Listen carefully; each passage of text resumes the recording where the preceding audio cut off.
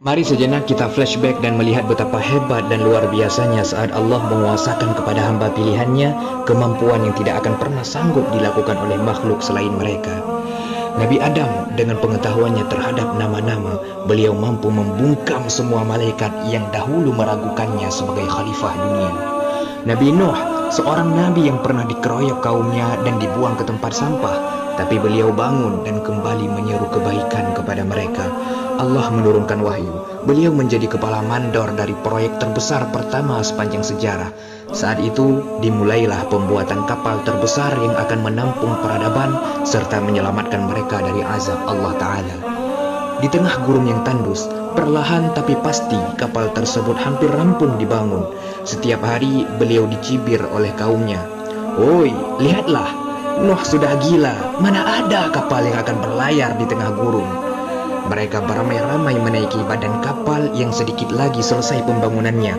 Mereka berak di sana. Kapal tersebut sekarang dipenuhi oleh tinja mereka. Suatu hari, seorang buta juga ikut-ikutan naik ke sana dengan niat membuang tinja.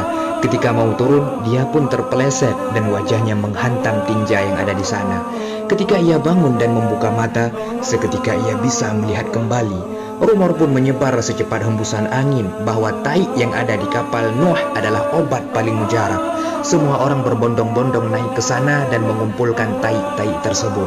Ada yang menjilatnya, memakan secara langsung, melumuri ke tubuh, bahkan ada pula yang mencampurnya dengan air lalu diminum. Bahkan ada seorang pedagang rakus yang naik ke sana dan sesegera mungkin membawa wadah dan mengumpulkan tinja itu sebanyak mungkin dan dijual dengan harga yang begitu fantastis mahalnya. Tak berselang lama, kapal yang sebelumnya dipenuhi tinja seketika bersih mengkilap. Kemudian Nabi Ibrahim alaihissalam, saat Namrud mewajibkan kepada setiap rakyatnya untuk mengumpulkan kayu yang akan dijadikan bahan bakar Ibrahim, api pun dinyalakan, gunung api menjelma, hingga jika ada burung jauh tinggi di angkasa melintasinya, akan terbakar karena panasnya nyala api.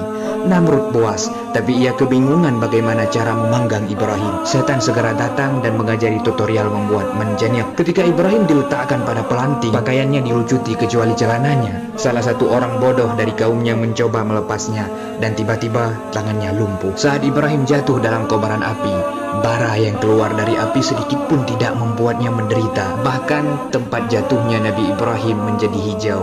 Dan sampai akhir, Nabi Ibrahim dikawal oleh malaikat Jibril. Dan masih sangat banyak mukjizat lainnya, seperti untanya Nabi Saleh, tongkatnya Nabi Musa, suara merdunya Nabi Daud, cincinnya Nabi Sulaiman, Nabi Uzair yang hidup kembali setelah 100 tahun mati, dan Nabi Isa yang sanggup menghidupkan orang yang mati.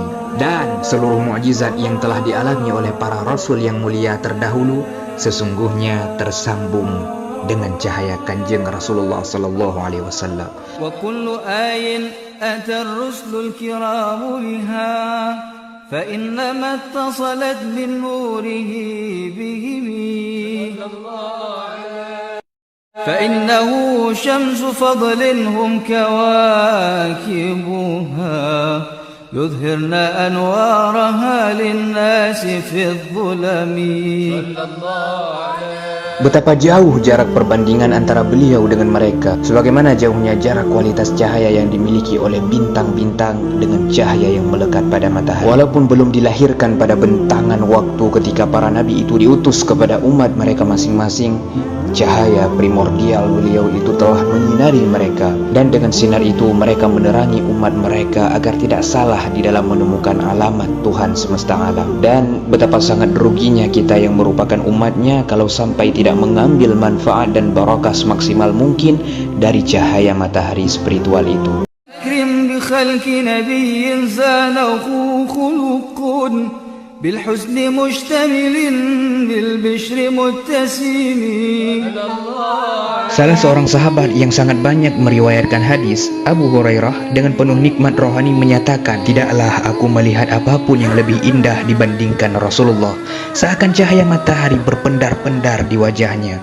Apabila beliau tertawa, cahayanya berkilau di tembok-tembok." Ummu Ma'bad di dalam salah satu keterangannya menyatakan, dari jarak yang jauh, Nabi Muhammad SAW adalah yang paling indahnya orang, dan dari dekat beliau adalah paling manis dan paling gantengnya orang. Sahabat Ali bin Abi Thalib menyatakan, Barang siapa melihat Nabi Muhammad SAW dengan gamblang, dia akan merasa gentar.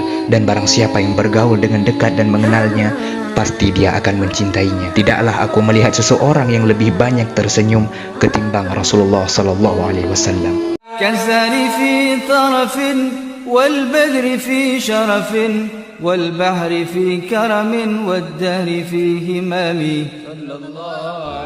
Di dalam sebuah hadis yang diriwayatkan oleh Ibnu Asakir, Nabi Muhammad SAW bersabda, mawar putih itu diciptakan dari peluhku di malam Mi'raj, mawar merah diciptakan dari peluhnya Jibril, dan mawar kuning diciptakan dari peluh Burak. Rasul juga pernah bersabda, aku adalah orang yang paling dermawan di antara seluruh manusia.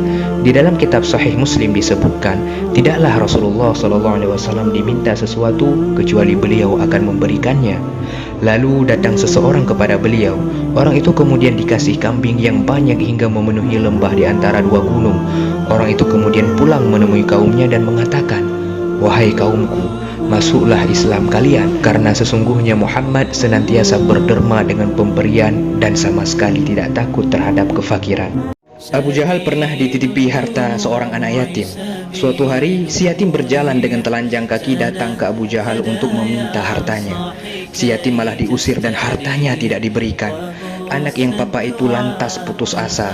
Dengan maksud mengejek, para pembesar Quraisy bilang kepada si yatim, kau adukan saja pada Muhammad, dia pasti menolongmu. Anak malang itu datang dan meminta pertolongan kepada sang Nabi SAW bersama dengan si yatim. Beliau mendatangi Abu Jahal. Si bajingan lalu bangkit, memberikan penghormatan pada beliau dan menyerahkan harta titipan itu pada si yatim. Dalam keadaan heran, para pembesar Quraisy itu mengolok-ngolok Abu Jahal. Kasihan. Abu Jahal dengan tegas merespon, tidak, demi Allah, aku melihat tombak di sebelah kanan dan di sebelah kiri Muhammad. Aku takut ditombak kalau sampai tidak menyerahkan harta anak yatim itu. في عسكر حين تلقاه وفي حشمي كأنما اللؤلؤ المكنون في صدف من معدني منطق منه ومبتسمي. Sama sekali tidak benar bahwa beliau itu berhati keras, berwajah masam dan berkata kasar. Walaupun kekuatan dan kehebatan beliau sanggup dengan mudah menundukkan orang bengis seperti Abu Jahal, beliau tetaplah merupakan orang yang paling lembut dan paling indah, baik tutur kata maupun perilakunya. Tidak ada senyuman yang seindah senyum beliau, tidak ada kelembutan yang seindah kelembutan perilaku beliau, tidak ada kearifan yang seindah kearifan beliau ketika berinteraksi dengan sesama. Setiap orang yang berbincang dengan beliau dapat dipastikan dia akan terkesima. Setiap orang yang melihat wajah beliau, apalagi senyumannya, pasti akan berbahagia. Tentu saja kalau orang itu tidak tertutup hatinya seperti halnya Abu Jahal dan yang lainnya. Beliau adalah pelipur lara yang paling ampuh. Segala kepedihan dan kegundahan akan segera mencair dan sirna di hadapan beliau. Ya Rasulullah, jika kisahmu diulang 1000 tahun setelah kepergianmu, maka mereka yang mencintaimu akan merasakan kehilangan yang sama dengan para sahabat yang menyaksikan hari terakhirmu.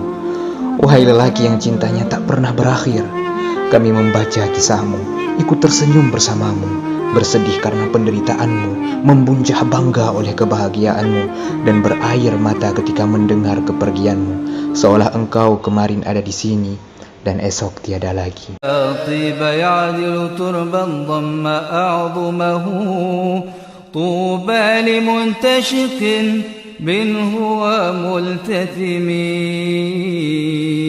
مولاي صل وسلم دائما أبدا على حبيبك. Tiada keharuman yang melebihi tanah buana, tanah yang memeluk jasad baginda. Betapa bahagia orang yang mencium dan mengecupnya.